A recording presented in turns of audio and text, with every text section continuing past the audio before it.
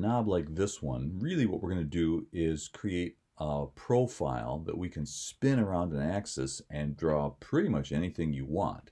So again, what I'm teaching you are construction methods, not so much kitchen handles.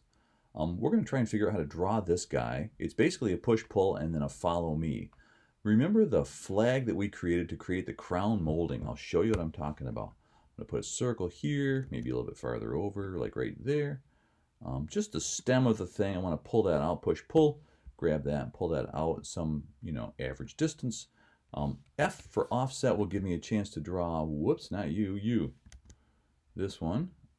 Give me a chance to draw the base of that, and then push, pull, I can pull that out just a bit. What I want to do is get rid of that inside edge. SketchUp is easily confused. Maybe you've noticed that. So if you leave too much stuff in the way, it's like, I don't know what to do. Help, I'm lost. I'm going to get my rectangle tool, R for rectangle. If I roll over a circle, look at this. Isn't this nice? If I roll over a circle, it tells me where the center of that is. And if I click there at the center, it says we're going to start drawing from the center. The flag that we created for the crown molding, we're going to do something very similar to that right here.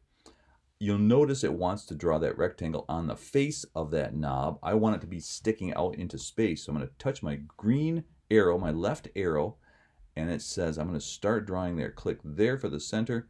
It says, oh, I want to draw that inside the knob. I don't want you to draw it inside the knob. I'm going to roll over this bottom piece here and then pull out past all that stuff. And it says you must want to draw it constrained to this point here. And it snaps to that spot. Perfect. So I kind of don't care how big it is now, because now I've got just the flag that I need. Now what I'm going to do is come in here with my pencil tool and say, okay, I want to make a little bit of a shape right here, and maybe I want to put something like that, and then maybe I want to draw an arc, a 2-point arc right here, and come up to maybe this spot. Make sure it says on face as you're drawing these things. You don't want to find yourself suddenly discovering that you're drawing the whole thing in space somewhere. Back to the pencil tool, come up here. What I want to do is end my drawing at the this center line right here. So I think I'll get another 2-point arc right here, put it there, and go whoop, tangent at vertex, good sign, and tangent at vertex. Hello, will you give me that?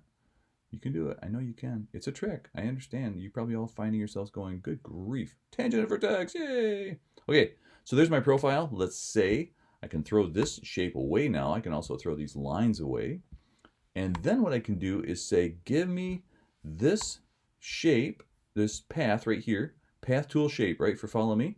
So what we're going to do is choose that round edge. That's a path. That's my tool. And that, my friends, is my shape.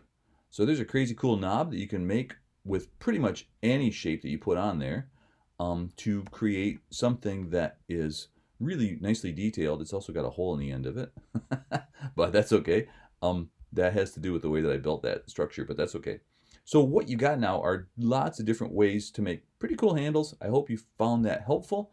Let me know if you find yourself saying, yeah, that was cool, but you didn't answer the question I had. I'll make a video for you. So long.